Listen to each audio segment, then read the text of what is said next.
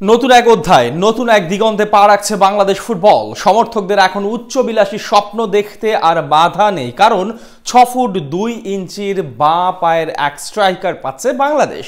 তিনি যেমন পায়ে জাদু দেখাতে পারেন, তেমনি মাথা দিয়ে গোল করতেও সমানভাবে পারদর্শী।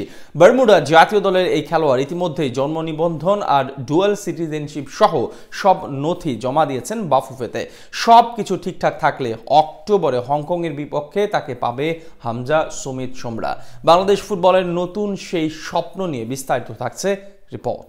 একটা আদর্শ নাম্বার 9 এর অভাব ভুগিয়েছে সিঙ্গাপুরের বিপক্ষে ম্যাচে।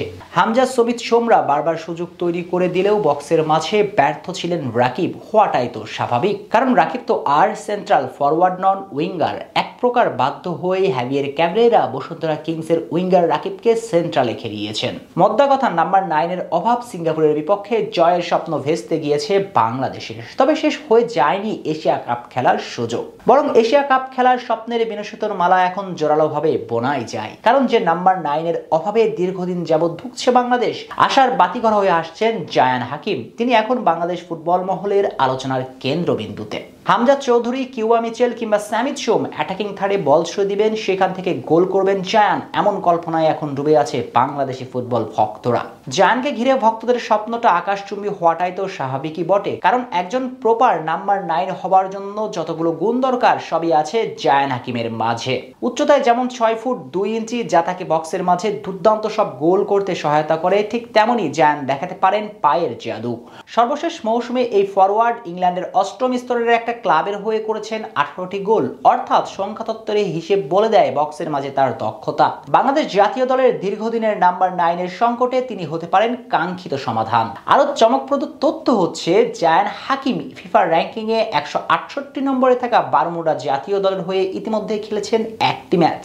তবে আছে প্রশ্ন, জায়ান হাকিমের সঙ্গে বাংলাদেশের সম্পর্কটা মূলত কি? এই প্রশ্নের উত্তর হচ্ছে, জায়ানের বাবা মূলত একজন অ্যান্টিগান, মা স্প্যানিশ, কিন্তু জায়ান হাকিমের নানার বাড়ি নোয়াখালীতে, অর্থাৎ দাদুর বাড়ির দিক থেকে জায়ান বাংলাদেশের সঙ্গে নিবিড়ভাবে সম্পর্কে যুক্ত। তাই বাংলাদেশের জার্সি গায়ে জড়াতে নেই কোনো সমস্যা, শুধু সারাতে হবে সব রকমের প্রক্রিয়া। সে লক্ষ্যে এগিয়ে যাচ্ছে বাফুফে, সঙ্গ দিচ্ছেন জায়ান। কেননা সর্বশেষ আপডেট অনুযায়ী ইতিমধ্যে বাফুফেতে জায়ান জন্ম নিবন্ধন ও ডুয়েল সিটিজেনশিপ সহ সব নথি জমা দিয়েছেন। অর্থাৎ সবকিছু ঠিকঠাক থাকলে আগামী অক্টোবরের উইন্ডোতে বাংলাদেশের জার্সিতে মাঠে নামার সম্ভাবনাই প্রবল। 2016 সালে ইংলিশ ক্লাব ম্যানসফিল্ড টাউনে পেশাদার ক্যারিয়ার শুরু। সব মিলিয়ে বলা যায়, জায়ানের আগমন বাংলাদেশ ফুটবলের জন্য খুলবে নতুন এক সম্ভাবনার দ্বার। বাংলাদেশ ফুটবলের জন্য এগিয়ে আসছে নতুন এক অধ্যায়। এখন বাংলার ফুটবল প্রেমীরা উচ্চ বিলাসী স্বপ্ন দেখতেই পারে।